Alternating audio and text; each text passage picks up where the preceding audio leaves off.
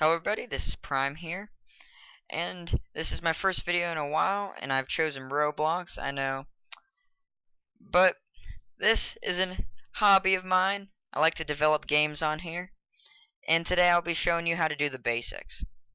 First I'll be starting off with showing you like the toolbar up here.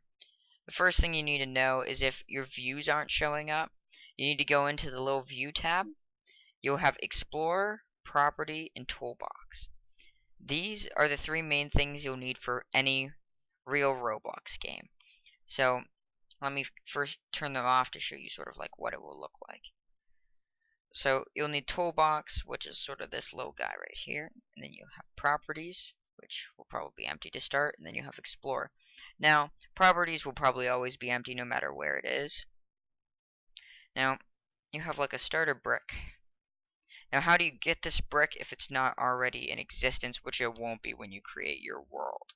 And if you do not know how to create a world, I'll show you near the end because I probably should have started off that way. Har, har, har. Sorry, that was a little bit overboard. Anyways, how you get your brick is you go into Roblox sets over here in the toolbox, and you go to basic bricks. And then you take any brick you want really, but I prefer block of slate, and you just yank it on in. But I've already got a beautiful block of slate. But over here, in home and in model, you'll have about the same settings, I would say. Probably in model you have a little bit more. You have effects, spawn, and advanced like local, script, model script, and script. Those are a little bit more advanced settings. But I usually stay in home, just keeps things simpler for the starters. But you'll have select, which just lets you yank a block around. Then you have move, which is about the same thing, but keeps it like on a plane, sort of. Let me get that back where it was. Then you have scale, which allows you sort of like to resize it in any dimension, even into the ground. As you can see, this is sort of like going through the earth, or the brick, however you want to explain it. Let's get that touching down. And then you got rotate. Now it's a beautifully rotated stone cube. Now, it won't hold this position, however, when you get in game, because the brick isn't anchored. So let me go ahead and float it up a million miles up so I can show you this example. If my computer can load fast enough, though it's a pretty dank powerful computer. There we go. See how it falls out of the sky? Bad cube. Oh, my guy's not strong enough to push it because I might have wanted to push it off the cliff. But that's not the point. Now, all developers need to know that if you want a brick you can stand on in the sky, you need to know how to anchor it, which is this little beautiful button here. And if you want to make it look colorful and beautiful, there's a little color button to make it look maybe pink. No, that's purple. I'm a failure. Or maybe blue. And make it neon. Then you can stand on it. And how you test this, like I just did earlier, is you hit F6. Do not hit any other buttons like F5 or F7, otherwise it will load you in like you're saving, and it could really mess up your game. So now I can stand on this neon cube in the sky. And then when you're leaving the F6 to mention, you just leave like it's a regular game, and it leaves it as is. Let's go ahead and then Control Z is how you undo something. There might be another way without just deleting it, but let's relevel this. Now that's simple. Now how to create a model, to unify another brick with another brick with another brick. Well, we can take this beautiful brick and paste this brick to this brick and make this brick look genuinely like nothing. And then paste that brick on that brick and make this brick look like nothingness. And then copy it. You know what? Let's actually make this look like something for a beautiful example. So I'll just make it look like a beautiful piece of land. So let's take this, copy and paste. Take this, just line it up like that. Oh, whoops, I already pasted it. And you can also do Control Z and Control Z for copy and paste. So, oh no, not Control Z, sorry. Whoopsie daisies. Even the master needs to double check himself. Control Z, well, I'm not really you know what?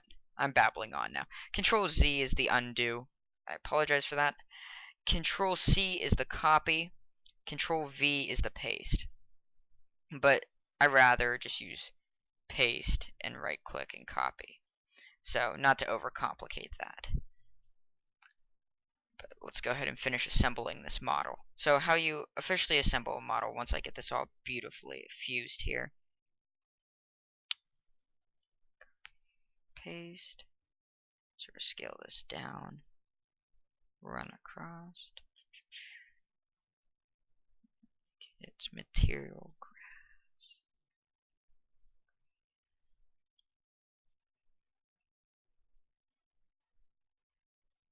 And just like in most building games in Roblox, you can use the R button.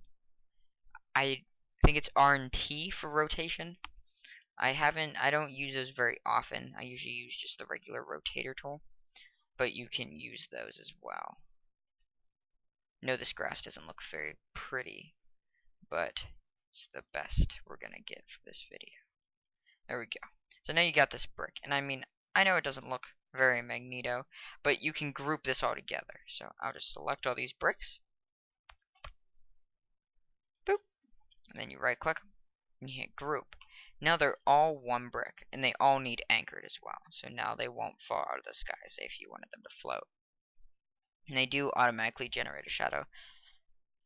So, but as you can see, there's unperfect lines in these that sort of might make it look not as detailed and sort of more cheesy. So if you ungroup this, you can take the grass blocks on top and unify them, which makes them all one brick.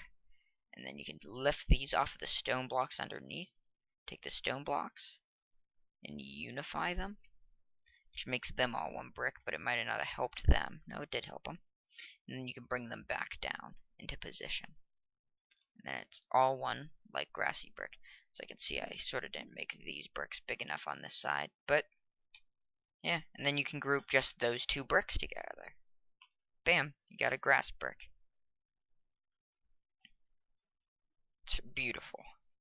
And then next, I'll sort of show you an NPC. Because who doesn't want someone who can talk to you? Not armor, not the maker. I'd rather use my simpler NPC. If you want, you guys, I can show you guys the maker. I might end up doing that just as a cool, quick tip type of thing. Here we go. Which side's the front of it? I can never tell with this NPC. How old this NPC is. Doggle. Oh great gosh, this is before he got updated. Sad face. Anyways, let me do F6 to show you what this guy does. This guy uses a doggle. Dongle. Can never really pronounce this thing right. But when you click on this bubble, he talks to you. And you're like, hello. But when you go back out to make him do this, usually if I delete the doggle, it will go away. Or dongle. I'm just going to call it doggle. And I don't care if I'm mispronouncing it. You right click on the brick that you want to insert it to, which in this case it's his head, but I don't have it named head. You can do this with any object, anchored or not. Insert this, and you have to figure out where they're talking from.